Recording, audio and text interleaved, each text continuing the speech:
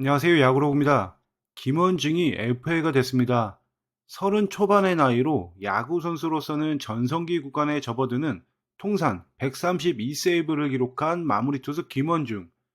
기본적으로 프로 10시즌을 뛴 풍부한 경험을 가지고 있고 롯데 구단 역사상 가장 많은 세이브를 기록한 선수기도 하죠. 그리고 무엇보다 김원중의 자리를 채워줄 다른 불펜 요원이 특별하게 없는 것이 롯데의 현실이기 때문에 롯데 팬들은 김원중의 거치에 큰 관심을 보이고 있습니다. 당장 김원중이 없으면 가장 힘들 팀이 롯데라서 잡는 것이 필요해 보이기는 한데 정작 팬들 사이에서는 FA 김원중을 잡아야 되느냐 말아야 되느냐에 대해서 의견이 갈리고 있습니다. 이유가 뭔지 살펴보겠습니다. 앞서도 말씀드렸다시피 김원중은 지난 5년간, 그러니까 2020년 이후 롯데의 마무리 투수로서 연평균 26.4세이브를 기록했습니다. 그리고 이 기간 평균 자책점은 3.58이었고요. 마무리 투수를 평가하는 기본 기록상으로는 나쁘지 않습니다. 하지만 일부 팬들은 이런 기본 기록보다는 세부 기록을 봐야 된다라고 이야기하고 있습니다. 그래서 세부 투구 기록도 보겠습니다. 먼저 내구성 부분입니다. 연평균 56.2경기에 출장했고 매년 58.4이닝씩을 던졌습니다. 그리고 이 기간 연평균 12.8회의 2연투와 멀티이닝은 연평균 11.6회를 소화했습니다. 같은 기간 팀 내 불펜 투수 중에서 내구성은 최고 수준이라고 할 수 있습니다.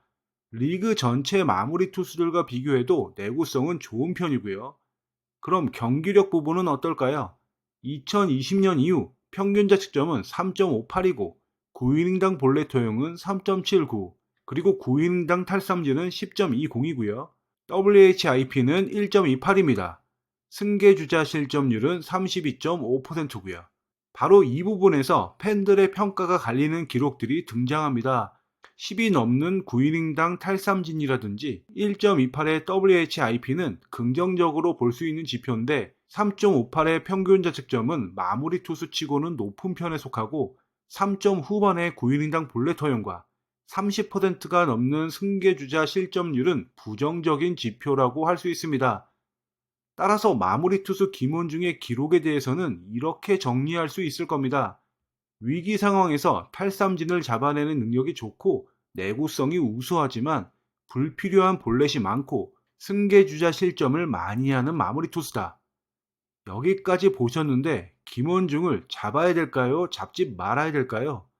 저는 잡아야 된다고 생각합니다. 보기에 따라서는 불안한 마무리 투수이기 때문에 잡지 말아야 된다는 생각을 할 수 있습니다. 틀린 말은 아닙니다.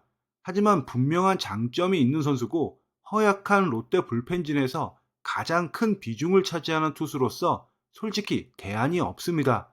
가장 유력한 대안이었던 최준용마저 수술로 이탈한 상태고 셋업맨 구승민도 FA고 다른 셋업맨인 김상수는 나이가 40에 가깝습니다. 이런 상황에 김원중을 놓친다는 것은 가뜩이나 리그 꼴찌 수준의 불펜진인 롯데로서는 상상하기 힘든 데미지를 얻게 됩니다. 따라서 김원중을 놓쳐서는 안 된다고 봅니다. 그럼 이제 이야기는 계약 규모로 넘어가는데요. 잡는다면 얼마가 적정하냐 이겁니다. 솔직히 FA 시장에서 적정가라는 것은 없긴 합니다. 경쟁이 붙으면 10억짜리 선수가 20억, 30억이 되니까요.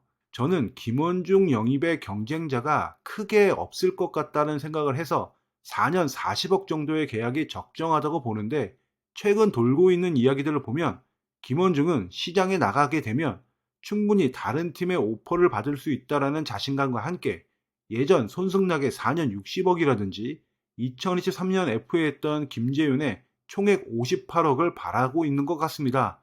비싼 거 맞습니다. 하지만 김원중이 가장 필요한 팀은 롯데라는 것도 맞습니다. 결국 프런트의 협상 능력이 중요하다고 보는데 참고로 김원중의 에이전트는 리코스포츠죠. 이번 FA 시장에서 롯데 팬들의 관심이 가장 큰 김원중의 계약이 어떻게 흘러갈지 지켜보시죠. 이상으로 방송 마칩니다. 감사합니다.